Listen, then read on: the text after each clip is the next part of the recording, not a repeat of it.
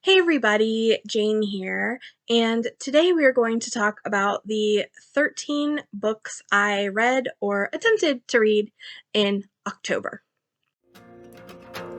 Pictures and patterns put into words that stream across the page, capturing life as soft spoken. So I haven't done a monthly wrap-up probably in years, and it's something I think I would like to get back to, but up until recently I hadn't been reading the kind of volumes that warranted a monthly wrap-up.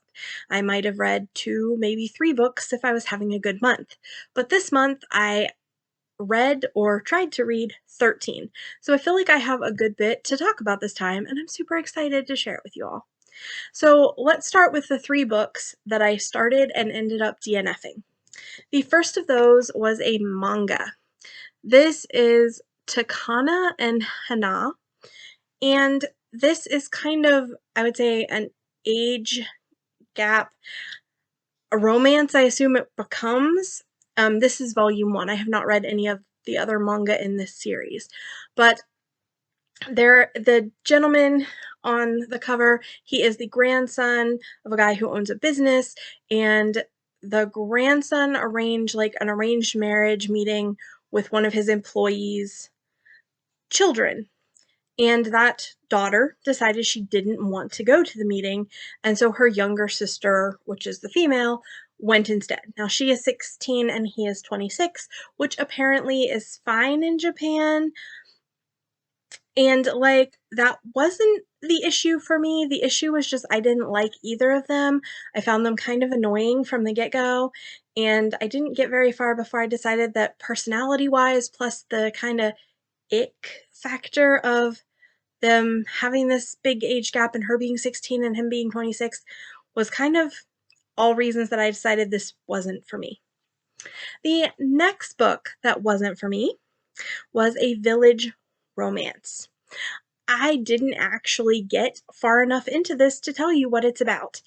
But within the first couple pages, which is all I read, there was a lot of jokes or things said about minority peoples, and I just didn't feel comfortable with it. Hopefully the main character has a redemption arc and stops being icky, but I wasn't waiting around to find out. It just was not at all working for me. And the last book that I DNF'd this month was, in October, was The Haunting of Sunshine House. So The Haunting of Sunshine House was just one of those books that is probably for other people, it is not for me. The book opens up with we have this hotel that has been converted into a nursing home or assisted living, and we have the residents, and one of the residents, his girlfriend, winds up dead. And so I assume the rest of the book has to do with her death, exploring it. I'm not really sure. I got about 4 chapters in, and there was just a lot of characters, and there was also in each chapter like kind of different characters, and I am not big into huge cast books. They really are too much for me, and in this case especially, I had trouble figuring out who was doing what and why they were doing it. And I also had a couple other issues with it felt like there was just a lot of information in the first chapter being thrown at me, and I was overwhelmed. And then I also had the issue of I wasn't sure I believed things worked in assisted living the way that it was set up to work, and it just kind of didn't feel realistic to me. Now, I've never worked in an assisted living or nursing home care, so maybe it was on the money, but it just didn't seem quite right. So those were the books I did not finish this month. And that's 3. I haven't had 3 books DNF'd in a month for quite a long time. So that seems like a lot, but also like I've gotten very good at not reading books that I know aren't working. So I was proud of myself, but also sad. So let's talk about the books that I did finish, because there were a lot of those. So the first one on my list is A Lady for a Duke. It was on my 5-star predictions, and while it was close, I ended up only giving it 4 stars. So this book is about Viola, who left Waterloo after being a soldier that served there and being presumed dead, and was then able to become her true self.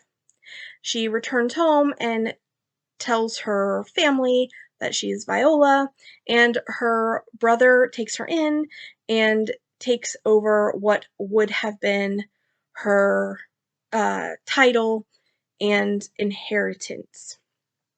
So, in the beginning, she's just trying to live a nice, quiet life. And then they get word that Gracewood, who was her childhood best friend, is having some difficulties. He's got pretty bad PTSD and is just not handling life well.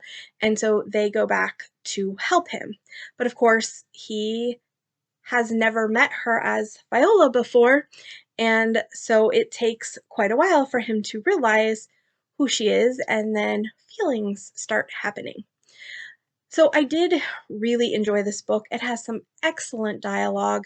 It was a really nice, fun romance. There was at least one, I think 2 bedroom scenes, and I was really glad they decided to do that because I wasn't sure they would, because of, this being an LGBTQIA novel. I wasn't sure we were going to see that because, you know, but it really, there was a lot I loved in this. I loved the representation of the PTSD, and Gracewood also has an injury to his leg, so he is like disabled, physical disability, and as well.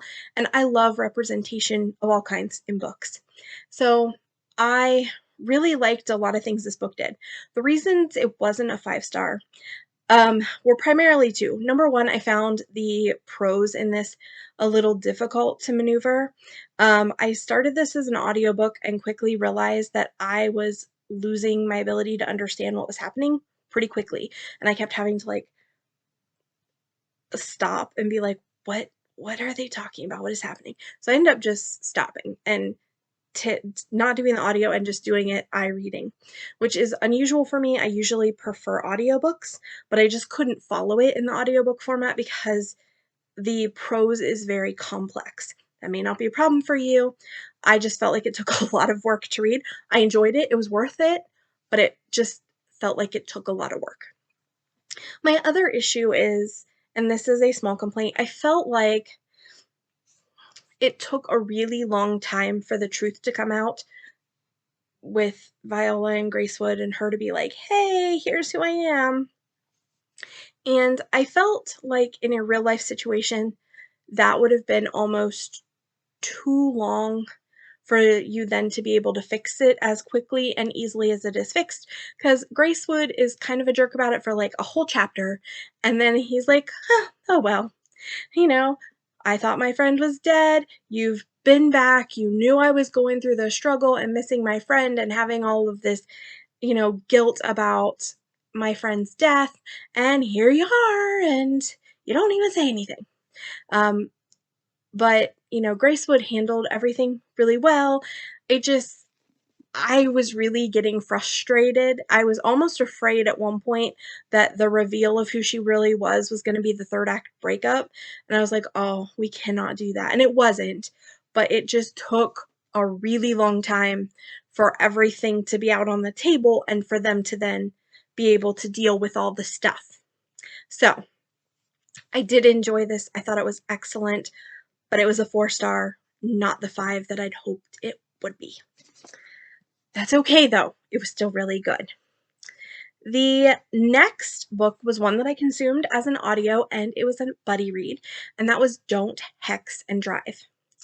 This is the second book, and I don't know what the series is called. The first book was Wolf Gone Wild, and then this one is Don't Hex and Drive.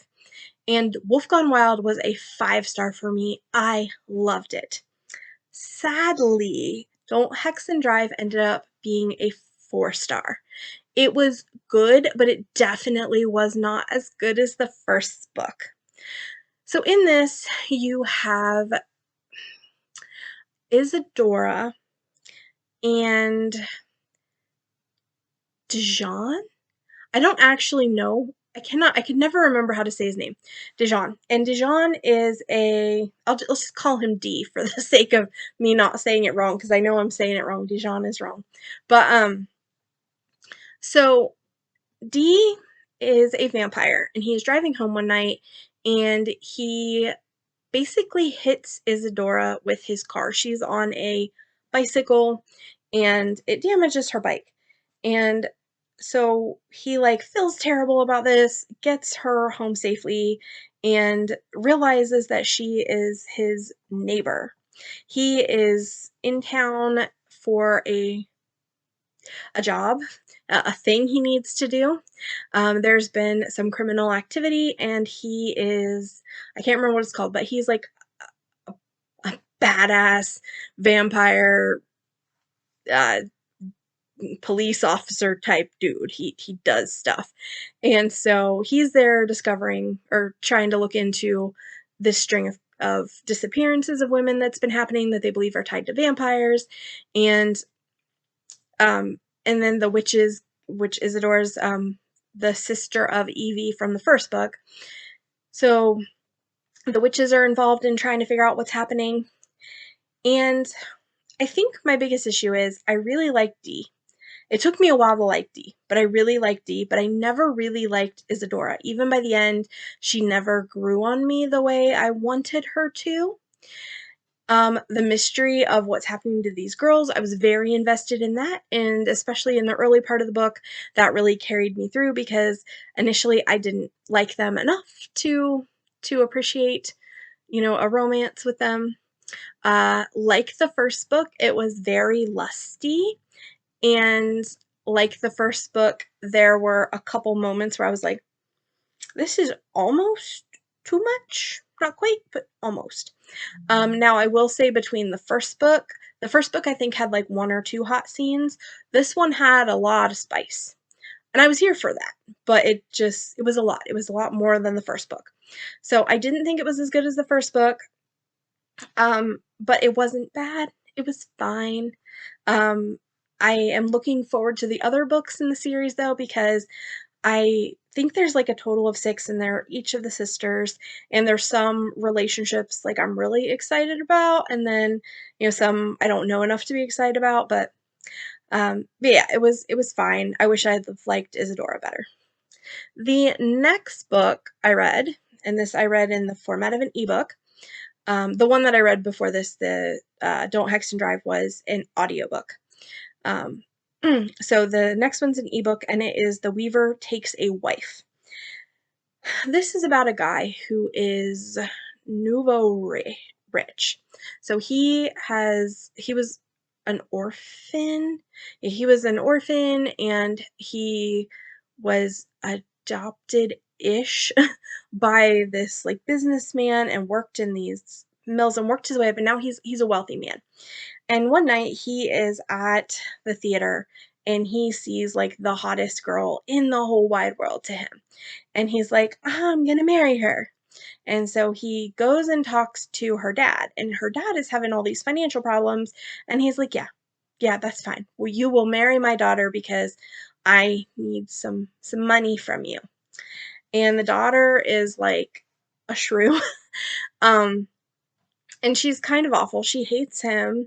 She doesn't want to marry him, but she also doesn't want to see her family in ruin, and she doesn't want to be poor. And so she agrees to marry him, but she very much looks down on him because, she's got this great breeding and blah, blah, blah, and he's just the poor weaver. I ended up giving this book a 4-star, but I gave it a 4-star because I liked it so much, not because I thought it was well written. I really didn't think it was very well written in a lot of ways. It is written in omniscient third person, which is not a POV I like in my romance generally at all. Like classic romance, fine, but like a modern romance, and I assume this is modern. Like it's obviously a written as a historical, but I think it was written recently. And don't like that point of view. I didn't like the woman, and I never fully like embraced her as being like great. And there were just a lot of things that were kind of ridiculous in this book that I didn't love, but I had such a good time with it overall, and it really was fun, and it hit my tropes to the point that I was like, I don't care that this book probably isn't a very good book, like on a, if you were to just be like, is this a high quality book? Well, I don't think it is, but I had a good time, so it got a 4-star. The next book, and this was a short story by Stephen King that I did as an audiobook, and that is LT's Theory of Pets. This book is about, it's hard to explain actually, but basically it is this guy's musings about his marriage. His wife had gotten him a dog, and he never bonded with the dog, but she did. And then he'd gotten his wife a cat, and she hated the cat, and he loved the cat. And they're going through like these marriage problems, and then there's like a twist at the end. And I ended up giving this one a 3-star. I thought it was a really interesting story that didn't need the twist. The twist had to happen because it's Stephen King, and it's what takes it from a domestic discussion to like the horror factor. And I didn't care for that. I liked the domestic stuff. I didn't like the twist. It was fine. I do like that King was not meandering, because that's one of my big issues about King any day of the week is he meanders so much and it drives me crazy. Although I will tell you, for spooky season, I did consume a lot of King, and I've decided I like King better than I think I do. I love King's ideas, and like for his ideas, I can usually get past the meandering to a point unless he gets excessive about it. But yeah, there's more. There's a lot more King on this list. Lots of King this month. The next book was another King, and it was also a King novella, and that was The Good Marriage. This book, I'm trying to tell you what it's about without giving it away. A wife finds out her husband has a secret. Yeah, I'm gonna just leave it at that. A wife of like a long-term relationship, like 20, 30 years, 2 grown children. I guess it's got to be like more than that because their kids are like grown. Her daughter's about to get married. Her son is opening a business. Like, I guess it's like probably a 30-year plus marriage. She finds out her husband has a very upsetting secret. I ended up giving this a 4-star. I really liked it. It really made me ask what I would do in a situation that she was in, and I think there's only so many things you could do. I thought her choice was pretty reasonable, and she made it for the right reasons, and I really like the ending where we get a little more insight into that her decision was probably the right decision, that there was some things that she wasn't able to ascertain about the secret, or was learned but that weren't really true about the secret. Anyway, I liked it. I thought it was really good. I am going to watch the movie, but I haven't watched it yet, so I'm hoping they do it justice, because sometimes they do, sometimes they don't. The next book I read, and this I did read as a paperback, was The Girl on the Train. I have to say, this was a huge disappointment to me. I read this because I found out I have like 3 copies of this book because I kept picking it up, not realizing that I had it, and I think I'd heard about it on BookTube maybe a while ago, and it looked like it could be really fun. Sadly, I gave it a 3-star, and I thought a 3-star was pretty generous, all things considered. I was doing a buddy read, and my buddy actually DNF'd this, so that was kind of disappointing as well. But we basically have 3 points of view we have Rachel, who is a hot mess alcoholic, and she is traveling on the subway and kind of looking at houses, and she sees some stuff that starts her off on an adventure. Adventure may not be the right word, on a journey, and she is pretty sure a violent crime has taken place, but she can't prove it. She wants to prove it, but the police are not taking her very seriously, and her being an alcoholic and a hot mess is not helping them to take her seriously. So I was really kind of disappointed because I thought it would be different than it was with how she realized that there was something going on.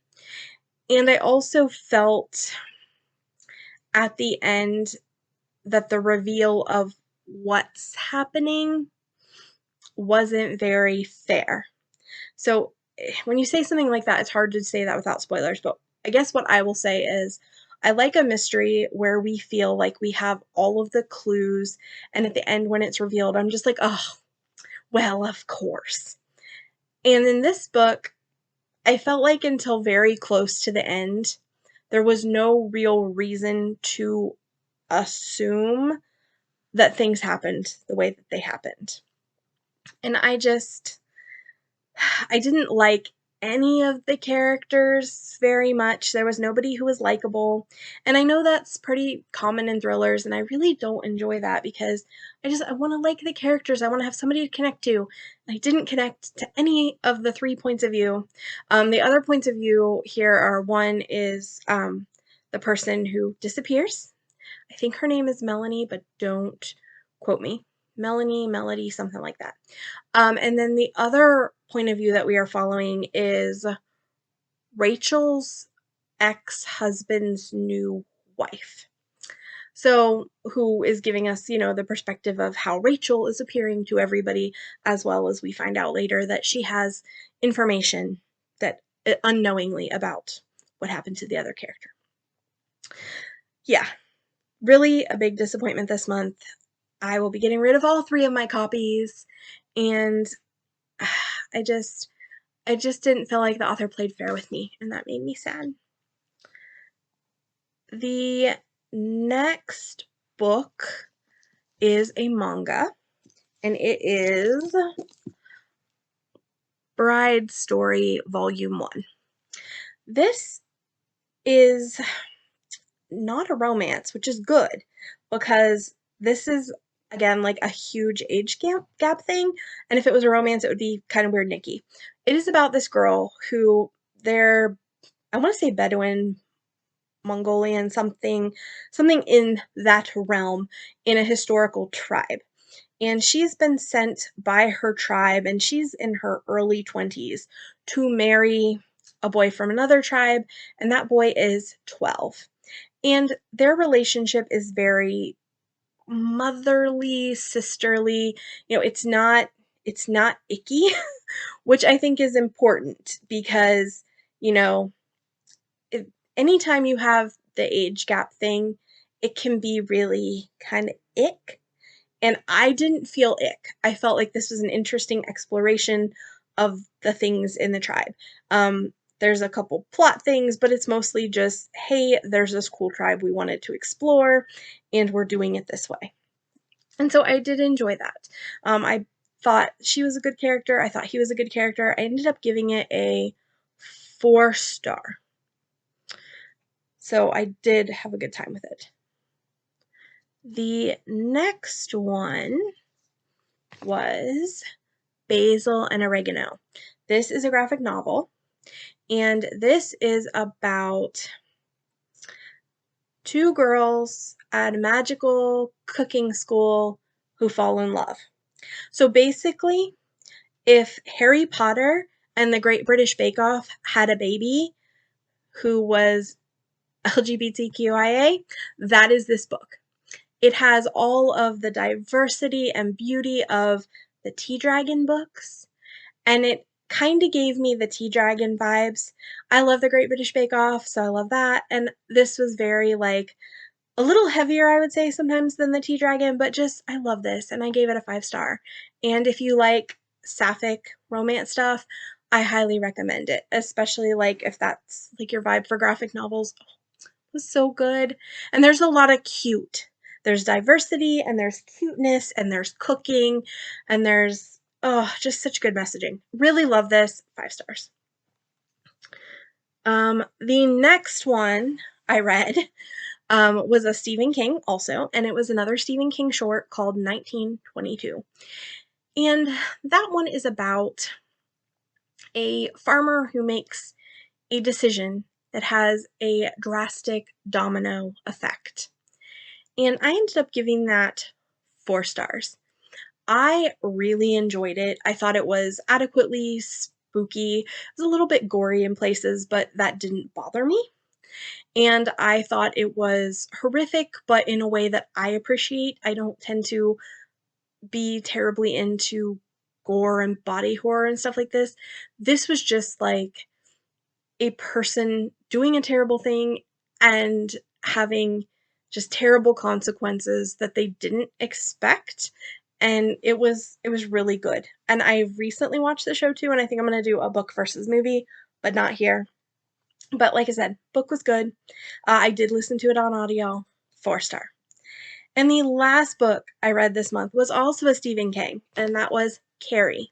Now, I was originally going to do this as a audiobook instead of a paperback because I generally consume King better as an audiobook. However, this is kind of a multimedia sort of telling, and I think it would be very confusing as an audiobook. I'd gotten it as an audiobook, and my brother and I were both going to read it, and he had started before I did. He says, "You don't want to do this as an audiobook." And he was 100% right. There's too much confusion. I don't think I would have been able to understand it properly as an audiobook. So I think this is a very old book. Most people know what it's about. In case you don't, it is about Carrie White. She is a girl who has telekinetic powers, and she is picked on and brutalized at school, and then bad things happen. This is the most recent read I had, and I'm going to give this a 4 out of 5. I liked it a lot. I didn't love it. It's not a new favorite, but I thought it was well done. I thought Carrie's a sympathetic character. I don't generally like books that kind of do that multimedia format, because when I say multimedia, what I mean is you have present tense of what is happening. Then you have excerpts from people's biographies and autobiographies and psychology papers and all this stuff that was written after the fact. So you have newspaper articles, etc., of this is people's interpretation, thoughts, reasons they think this is a thing, etc., about Carrie after all of the stuff in the book has gone down. I did think it was fun. I will be watching the movie. Definitely a King worth picking up. So those are all the books I read or tried to read in the month of October. I will say that I'm looking forward to trying to get back to these monthly wrap-ups. We'll see if that happens. Down below, please tell me, what did you read this month? If you read a ton of books, what was your favorite book? Also, have you read any of the ones that I've read? Did you feel similarly? Did you feel differently? Are there any Kings that you think are standouts that I would really enjoy based on the ones I just told you that I read and enjoyed? Let me know in the comments. This has been Jane. I'll see you next time. Bye!